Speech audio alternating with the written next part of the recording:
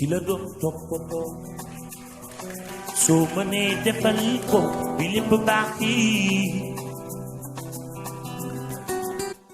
RDS Afrique, le partenaire numéro 1 de l'agriculture au Sénégal. Nous sommes à Ross Béthio, près du canal Pédémence, en face de la route nationale numéro 2. Vous voulez nous appeler? Oui, faites le 77 615 90 18 ou bien vous nous envoyez adresse mail à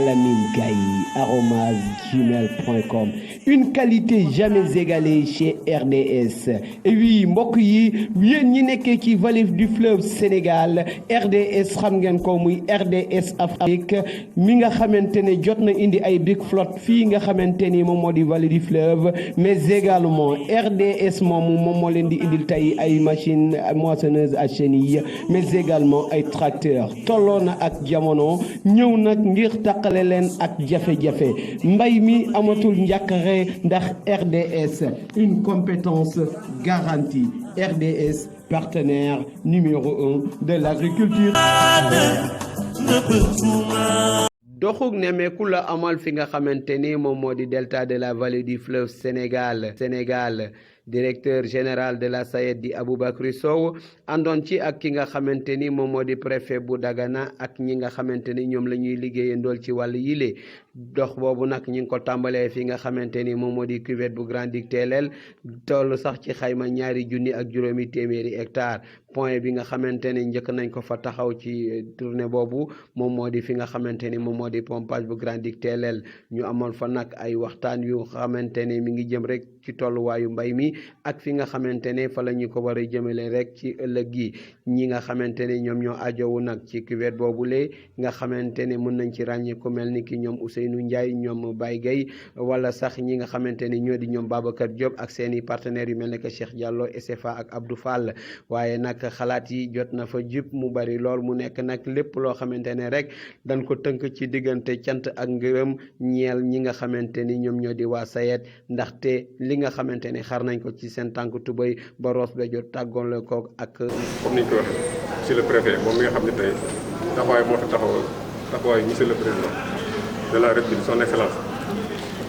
vraiment ñi ngi kontaan trop comme ni ko bàyyi ngay waxee léegi ñëwoon nga fi am loo waxoon tey nag da nga ko dëggal waaw bi nga fi ñëw suuf àll kese nga fekkoon te lépp mi ngi vert vraiment kon yow li nga waxoon ci jàppale bi def nga ko di gërëm sous-préfet ndax taxawaayam rafet na lépp li nga xam ne si ne nii mi war na ko def rek def na ko di gërëm ko nga xam ne si ne nii mënuñ ko ñàkk bañ gërëm ndax bu lii lépp amee moom moo ko waral muy DG SAED monsieur Aboubacry Sow vraiment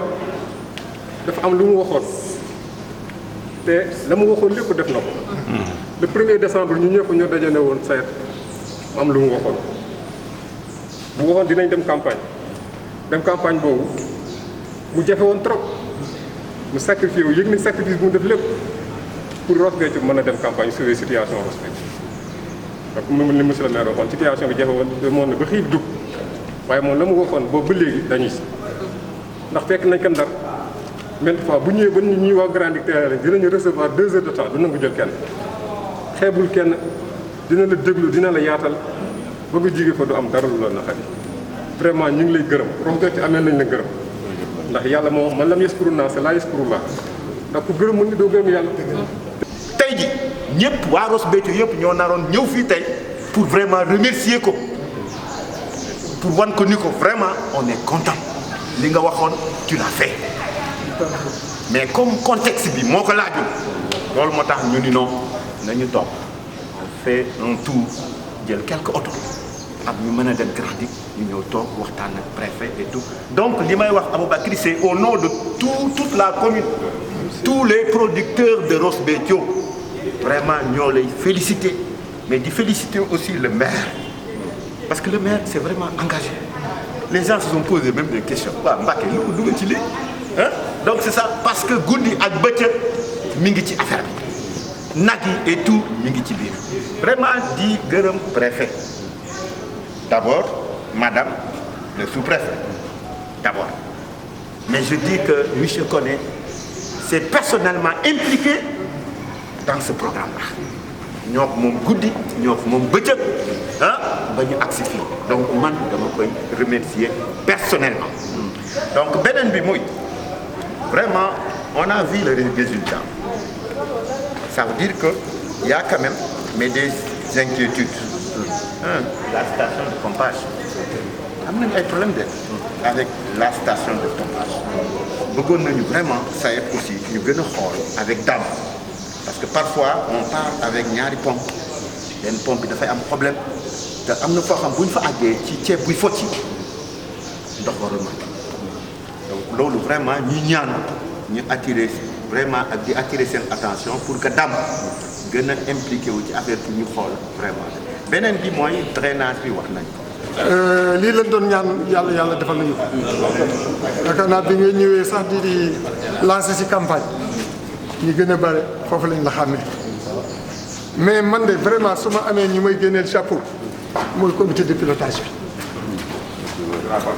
lii mobilisation bi autorité yi administrative autorité locale SAED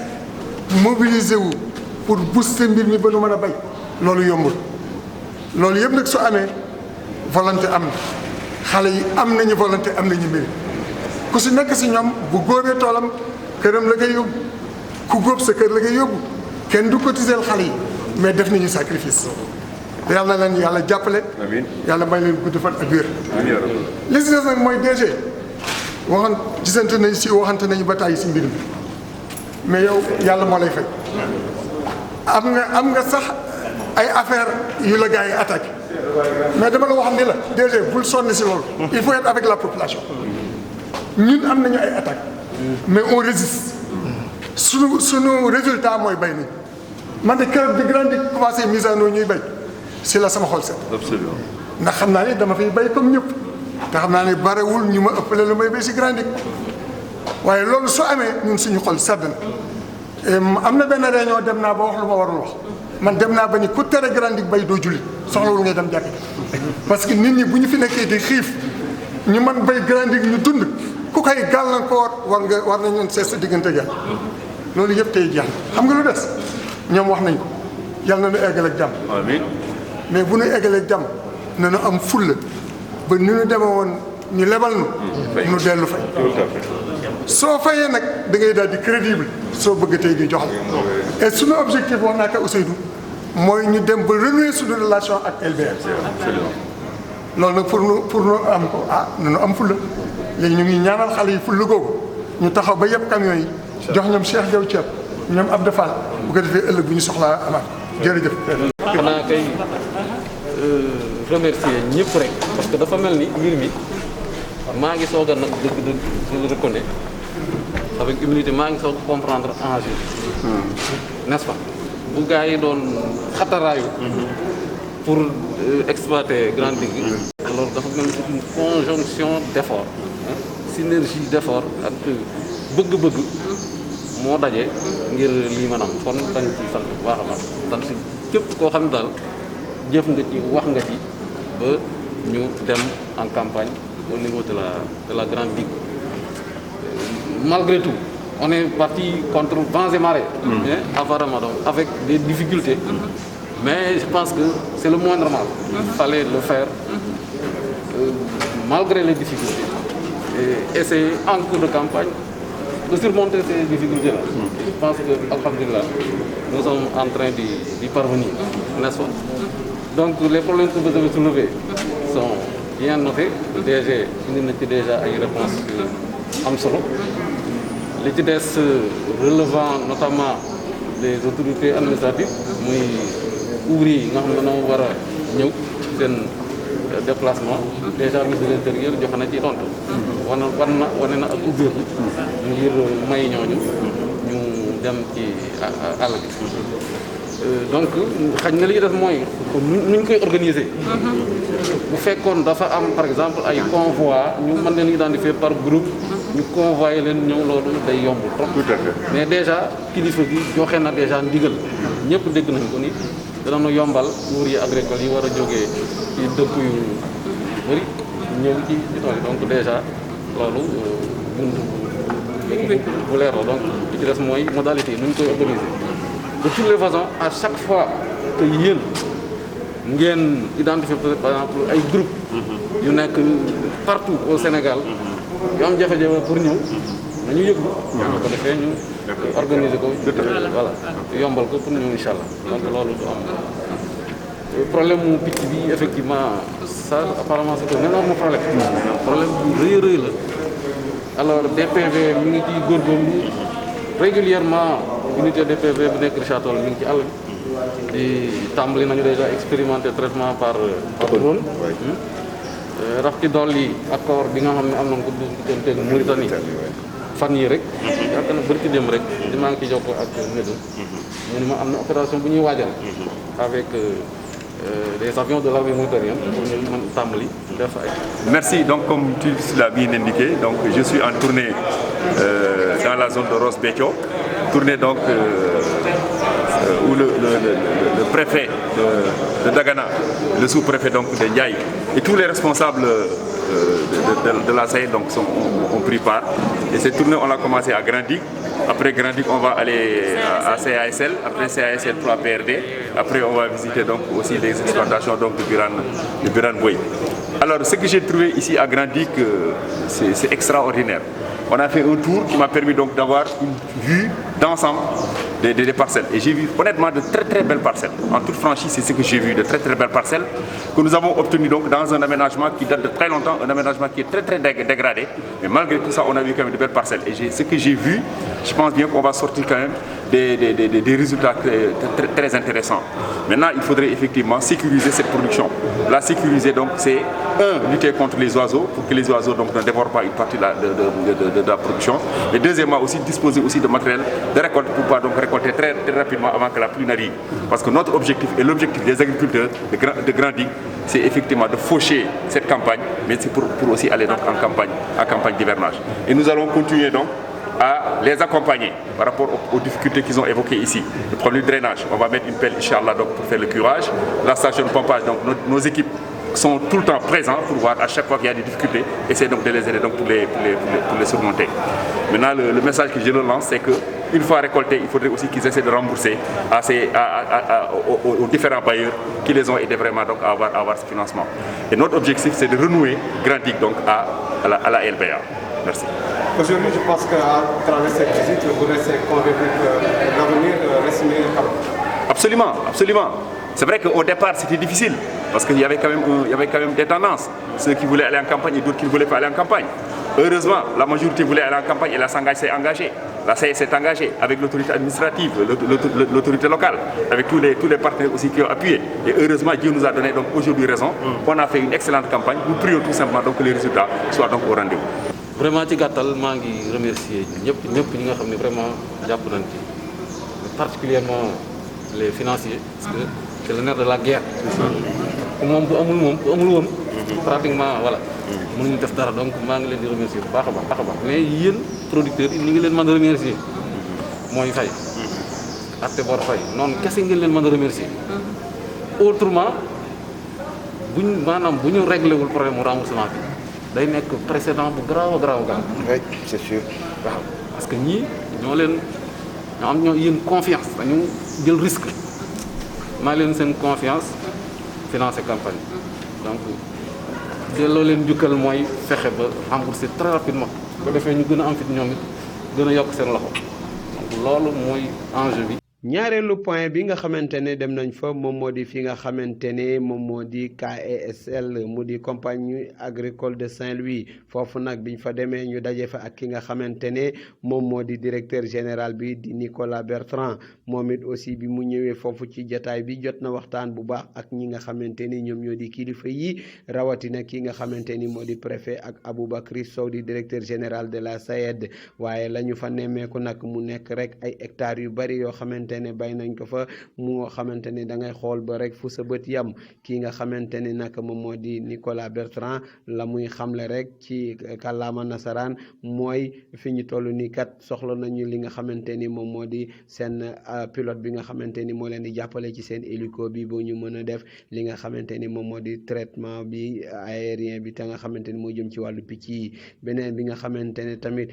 junj na ko fa rek mooy ñu fexe ba nga xamante ni lii di nguur gi dina mën mën a jàppale ñi nga xamante ne ñoo di baykat yi ba exportation bi nga xamante ne wala importation bi nga xamante ni def nañ ko ñi ngi koy def maanaam muy jëli ji ceeb ci bitim réew ñu xaw ko wàññi ndax nag ñoom it aussi seeni produits yi ñu mën ko gën a yokk. Ici c'est la variété aromatique 177. 177 de la variété parfumée. Une particularité, c'est qu'on a 50% de la production qui est en riz parfumé ici sur la CSL pour cette année. Ouais. On développe le riz parfumé. Parce que vous avez un marché pour ça? Parce qu'on développe aussi un marché pour ça, sur le Sénégal principalement. On en fera peut-être aussi un peu à l'export. Parce qu'on n'arrive pas à avoir une rentabilité suffisante sur le riz ordinaire. La seule solution pour s'en sortir, c'est de faire du riz parfumé. Donc 177, on a aussi notre variété qui est IR 841, qui est très cultivée en Côte d'Ivoire et au Bénin. Et donc c'est destiné à l'export en réalité? Ah non, pas du tout, c'est destiné, au marché local. Le marché local, la consommation du pays sur le riz parfumé, c'est 200 000 tonnes par an. La consommation du pays. Le pays consomme 200 000 tonnes de riz, de riz parfumé par an. D'ailleurs, ce qui serait bien, c'est que et de plus en plus de producteurs de la vallée d'ailleurs commencent à cultiver sur les bases de la CL 177 parce qu'il y a un intérêt pour les producteurs locaux, parce qu'il y a plus de marge, en tout cas sur le riz parfumé. Ce qui serait bien, c'est en termes de productivité ou c'est le prix? En termes de coût. Le prix du riz blanc. Le prix du riz blanc. Il se vend à combien? Il se vend à peu près 400 000 francs, 410 000, 400. Exactement. Sur le paddy, c'est 150. Exactement. Donc, notre impact, c'est notre pilote d'hélicoptère qui devait venir ici pour la lutte aviaire et qui est bloqué en France, ainsi que le mécanicien. Et si on avait cet hélicoptère-là, puisque la compagnie aussi fait venir du Fintion, on aurait pu faire la lutte aviaire dès la semaine prochaine avec un pilote. De parfumés sont consommés au Sénégal. Il n'y a pas de problème. Donc, ce qu'il faut faire, c'est juste peut-être que l'État devrait arrêter les importations de longs grains et interdire les importations de longs grains et interdire les importations de riz parfumé. Tout à fait. Ça, je suis d'accord avec et si l'État arrête d'importer du riz parfumé et d'interdire le riz parfumé et le long grain, ça va donner en fait aux producteurs sénégalais de rentrer dans ce marché-là. Nous sommes ici quand même dans un modèle inédit, c'est le premier je peux dire, et des privés étrangers qui s'installent ici dans la vallée et qui travaillent donc dans la riziculture. Je pense que vous êtes les premiers. Oui. C'est parce que c'est pas évident, parce que je disais tout à l'heure le problème de la compétitivité du riz, c'était pas évident donc que des gens viennent investir autant d'argent, 2000, je sais pas moi combien d'hectares, vous avez cette usine qui est installée de l'autre côté. La base qu'ils ont donc c'est des milliards et des milliards qui sont investis pour faire donc, de la riziculture, c'était pas très évident. C'est pour cela vraiment, nous prions, moi personnellement, pour que vraiment que ça réussisse. Parce que leur réussite va vous faire, donc peut-être que d'autres vont arriver en disant que le riz, et c'est possible. Et je sais qu'il y a énormément donc, de difficultés. C'est pour ça, franchement, il faudrait aussi qu'on soit très attentif à ce qu'ils sont en train de faire pour essayer vraiment de les appuyer pour vraiment juguler donc on nos problèmes, ces problèmes d'oiseaux granivores et tout ça là, c'est des choses vraiment qu'il faudrait qu'on essaie de voir comment le régler. J'ai d'autres investisseurs à venir mettre leurs moyens dans la riziculture. C'est extrêmement important. Cela reste plus que jamais un enjeu. Et la crise du Covid-19 l'a suffisamment démontré. Donc, je magnifie donc ce partenariat intéressant. Gagnant-gagnant. ba ñu fa jógee nag beneen parti ba nga xamante ne dem nañ fa foofu mooy fi nga xamante ni moom moo di cuvette bu 3PRD foofu nag bañ fa ñëwee fekk nañ fa ñoom it ñu nekk ci taxawaay bi ci biir naaj bi ak liggéey bu nga xamante ne sax ñu ngi koy def mu nekk liggéey bu mucc ayib ki nga xamante ni moo di Pathé Diop moom moo yor seeni kàddu moom it ma ngay xamle rek ni soxla nañu ñu gën leen jàppale ndax production bi nga xamante ne war na jëm ci autosuffisance en riz faaw rek ñu yokkaat doole yi naam li nga xamante ne ñi koy def sax xeebuñu ko te it gis nañu taxawaay ki nga xamante ni moom moo di sayet ci seen wet ci jamono buñ ko soxlaa waaye rek ñuy ñaax kilifa yi gën a yokkaat seen loxo. ba ñu fa jógee nag ñu jaaree fi nga xamante ni tamit moom moo di cuvette bi nga xamante ni mi ngi ajowu ci côté bu Njungu Mberees ñoom it bi ñu ñëwee am nañu rek ay kàddu yoo xamante ni mi ngi jëm ci cant ak ngërëm ñu jagleel ko ki nga xamante ni moom moo di directeur général bu SAED di Aboubacry Sow ci ay kàddu sax ñi ngi dégg ñuy wax ni kat ñoom ca la ñu xam moom moo di kilifa gu njëkk koo xamante ni jiite na SAED teg tànkam ci gox boobule mu nekk nag loo xamante ni ñoom ña nga koy say sant di ko ci gërëm bu baax te it di ko ñaan ngir rek mu gën leen jàppale bu baax a baax ci seen mbay moomule ki nga xamante ni nag moom moo di directeur di Aboubacry Sow jot na fa sax joxe ay dige yoo xamante ne rafetlu nañ ko lool te mu jëm ci rek jàppale jigéen ñi ba ñu gën a mën a gis seen bopp ci mbayum wàllu woowule fi nga xamante ne nag fa la ñu tëjee tournée boobule moo di fi nga xamante ni moom moo di compagnie bu Birane Boye moom nag mu nekk koo xamante ne individuel la waaye nag ma ngay bay mbay mu am solo te yaatu loolu lenn lii mu nga xamante ni moom la njëkk tàmbali sax mi ngi koy bay mu jëm ci wàllu ceeb buñ ko xaymaa nag ca la mu wax ni moom lay bay ci ceeb buñ ko nattee dina mat rek daanaka 250 hectares yoo xamante ne ma ngi koy bay foofulee waaye nag mu nekk mbay moo xamante ne nee na ma ngi ci def fulla ak fayda di ci góorgóorlu bu baax te it mi ngi ciy sant yàlla bu baax noonu nag mu sant tamit ñi nga xamante ni ñoo di waa SAED ci seen doxant boobu nga xamante ne amoon nañ ko ñëw nemmeeku ko bañ fa jegee nag mu daal di rek jóg tamit daal di dem ci beneen wàllu mbay moo xamante ne moom moomu lay di Birane Boye mi ngi koy amal te mu nekk rek ci beneen zone bi nga xamante ni moo nekk ci ginnaaw Ndelle ci wetu zone bi ñuy wax Tamax foofu nag buñ fa demee ñu fekk fa beneen wàllu mbay moomu ñu fa fekk nag mu nekk mbay moo xamante ne ci wàllu maraîchage la jëm fekk nañ fa muy bay lii di soble lii di pombiteer ak lii di tamaate waaye nag mu nekk ci zone bu yaatu boo xamante ne xel sax mënul woon xalaat naka la ñuy def rek ba lii nga xamante ne moom moo di ndox mën fa agsi wala ñu mën a fexe ba installation yu baax mën fa ne ba nit ñi mën fa di liggéey ki nga xamante ni moo di Birane Boye moom góorgóorlu rek ba taxawal fa loolu waaye nag mu nekk pas-pas yoo xamante ni amal na ko fa ba nga xamante ni kii di directeur général de la SAED wane na mbégteem ci loolu wane cofeelam ci loolu ki nga xamante ne tamit moom moo di préfet bu Dagana moom it di monsieur Ibra Fall moom it ma ngay rafetlu loolu nga xamante ne Birane def na ko te it di wax rek ni lii dafay wane ni réew mii di Sénégal am na fi ñoo xamante ne jàmbaar la ci fi ñu ne te it mën nañu góorgóorlu dem te duñu xaar kenn kon it mu nekk rek loo xamante ne jar na ñu gën ko jàppale waaye ñu gën ko taxawu. kon tournée baa ngi noonu mu nekk nag bis boo xamante ne bis bu rafet la bis boo xamante ne bis duñ ko fàtte ci wàllu li nga xamante ni moo di mbayum ceeb taxawaayu SAED mu nekk loo xamante ni bis boobu lu ñu fa ràññee la lool ndax ki nga xamante ni moo di Aboubacry Sow seede yi nga xamante ni fu mu jaar fu nekk defal nañ ko li ko tàmbalee ci Ross Béthio ba ngay àgg KSL 3PRD ba ngay àgg fële nga xamante ni moom moo di Koweït bu njungu jeexale ko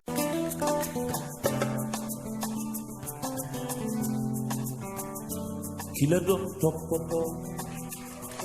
soo mënee defal ko bi lépp baax yi